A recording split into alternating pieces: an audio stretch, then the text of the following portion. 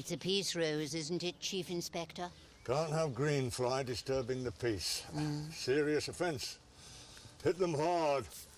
The only language they understand. I remember it. She skedaddled before the wedding, so he jumped off Lover's Leap. You never had cause to doubt that version of events? Nope, open and shut. Nothing odd? Unless you count Gunga Din. The night Helen Marsden ran off, there was an Indian gentleman seen near the floral clock at about 1:10. You do mean... Actual time, not where the nasturtiums are planted. What was he doing? Nothing. Heads turn now if an Indian's seen walking along Dilmouth Prom. Back then, Mrs. Fane thought she'd be murdered in her bed. Mrs. Fane? Any relation to Walter, the solicitor? His mother. Ah. She reported it the next day. Funny old stick. I think she keeps him on a bit of a tight leash. Now, if you'll excuse me, I retire on Friday, and I've got a speech to write.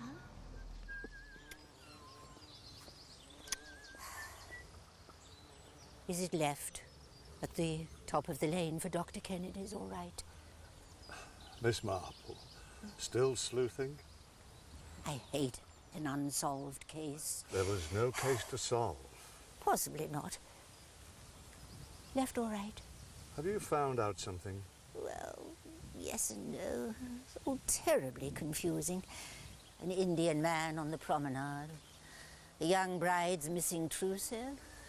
Funny bone in the wrong bed, of course. What's this really sent from Helen Marsden? It's left. Oh. Thank you, Chief Inspector. Happy retirement.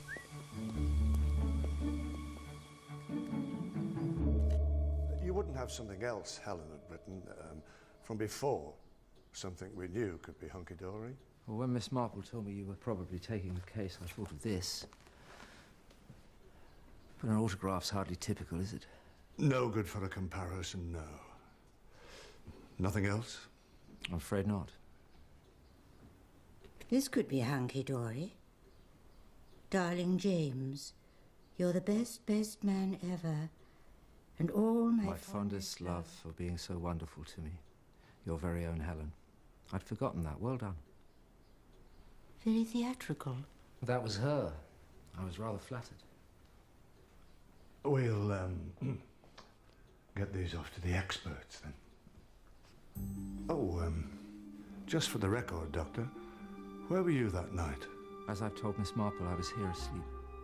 Alone, I take it? Very much so, thank you. Do you know why she was at Hillside that night? Was she? According to Mrs. Paget. Kelvin never told me that. I know Claire did sometimes. I'm so sorry. My sister's been on my mind terribly since Gwenda came into my life. Helen did sometimes spend the night with Kelvin. I tried not to judge. They were desperately in love. Yes. You're quite sure? Go on. She should be here. The station's just a short walk.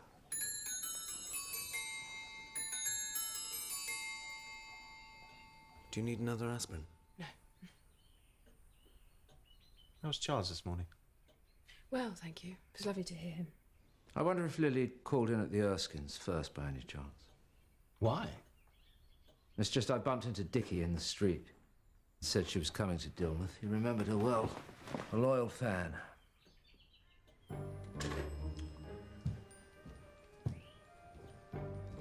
That was Scotland Yard's handwriting expert about Helen's postcard. No doubt about it. A forgery? Genuine. He's 100% certain. That means your father couldn't have murdered Helen because Helen wasn't murdered. My father couldn't have murdered Helen because my father would never have murdered anyone.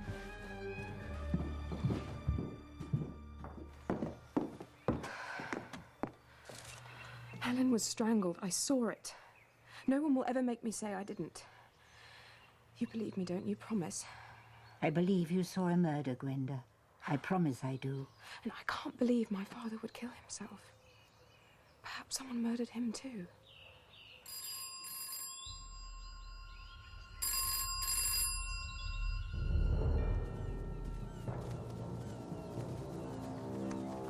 tangled. I won't be retiring Friday.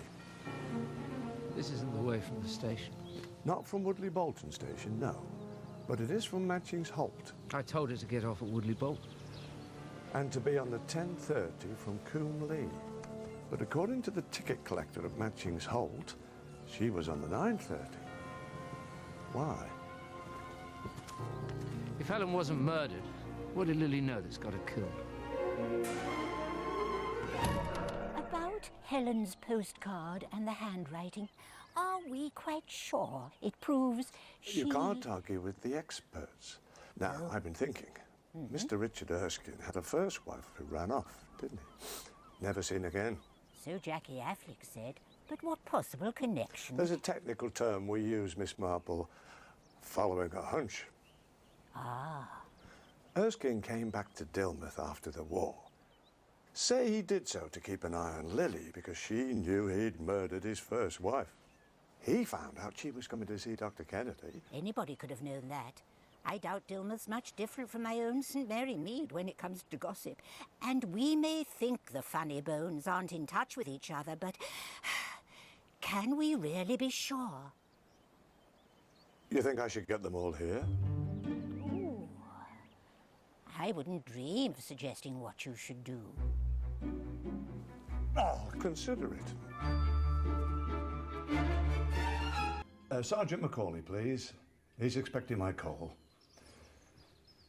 Mrs. Erskine swears her husband was at home at the time of Lily's murder, and I'm inclined to believe her.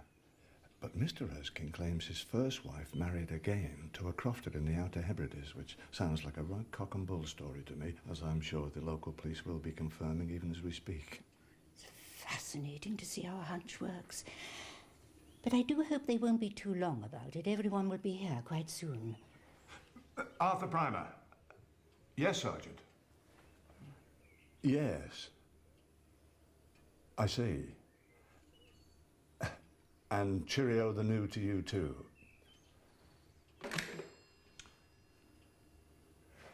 Mr. Erskine was telling the truth. First wife alive and kicking, with second husband and 6 kids. 6 children? And 50 sheep. Constable.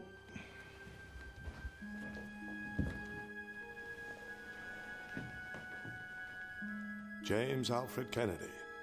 You have the right to remain silent, but anything you say... Where's my mother?